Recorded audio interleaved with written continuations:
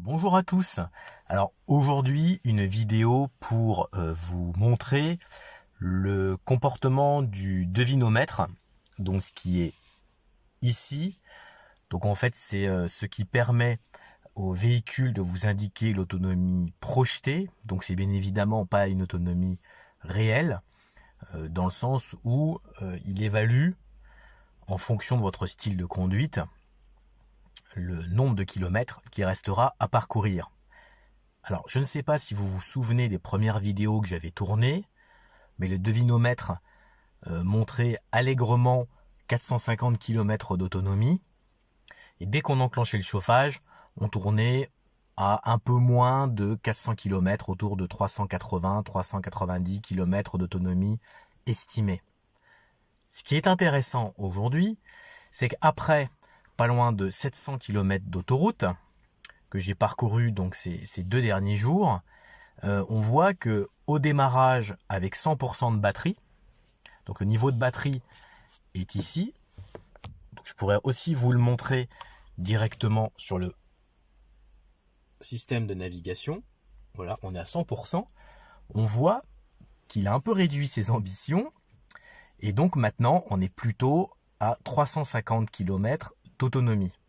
Donc là je vais enclencher le chauffage pour vous montrer l'impact sur l'autonomie. Après il y a une température qui est assez douce dehors, mais je mets en route le chauffage en automatique à 19 degrés et on voit l'autonomie descendre à 333 km. Là je viens de monter à 20 degrés et je ne sais pas si vous vous souvenez dans mes premières vidéos, mais j'avais critiqué assez fortement le devinomètre en disant que globalement il n'était pas capable d'estimer correctement l'autonomie, et donc je me suis retrouvé plusieurs fois à avoir une autonomie projetée bien supérieure à celle que j'avais programmée, et puis au fil du parcours, finalement, et surtout vers la fin du parcours, me retrouver avec une autonomie estimée inférieure à la distance restant à parcourir. Donc là, j'avais été assez critique. Et là, ce que j'observe finalement, c'est qu'après, donc comme je le disais, plus de 700 km d'autoroute, finalement, on a une autonomie. Là, j'ai mis le chauffage qui globalement, si je devais partir prendre l'autoroute dès à présent, me paraît à peu près conforme à ce que j'ai pu constater, dans le sens où entre l'aller-retour que j'ai effectué à Lyon par des températures assez froides, j'avais constaté qu'on pouvait avoir 270 à 280 km d'autonomie, et en se gardant une petite marge au cas où il y aurait un éventuel problème sur la borne sur laquelle on voudrait se recharger, on avait 230 km d'autonomie, on va dire, confortable, tout en se gardant une petite marge au cas où.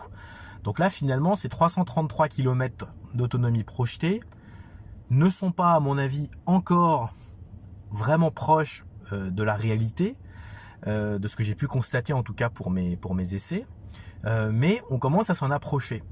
Donc là, ce que je regrette juste, c'est que ce calcul, en fait, ce recalcul par le véhicule, donc par le devinomètre, ne s'effectue pas en cours de route. Par ailleurs, j'ai un autre véhicule électrique, donc j'ai un C-Evolution, et globalement, il se met à jour en live. Vous êtes en train de rouler à 130 sur l'autoroute, et ben automatiquement, il se met à jour, et donc vous avez une autonomie projetée qui est projeté par rapport au moment où vous êtes en train de conduire le véhicule, donc avec les paramètres actuels de vitesse, de froid. Et là, ce que je trouve dommage, en tout cas sur le Niro, c'est qu'en fait cette autonomie en fait n'est pas révisée en live. C'est-à-dire qu'il a fallu 2 jours de trajet sur autoroute pour que finalement au 3e démarrage le véhicule se mette à niveau en termes d'autonomie projetée. Et finalement, cette autonomie projetée, elle va pas être très, très pertinente, dans le sens où là, si je partais pour un trajet par la route, donc 80-90 km/h. Finalement, je suis quasiment certain de faire 400 km avec 12 degrés à l'extérieur.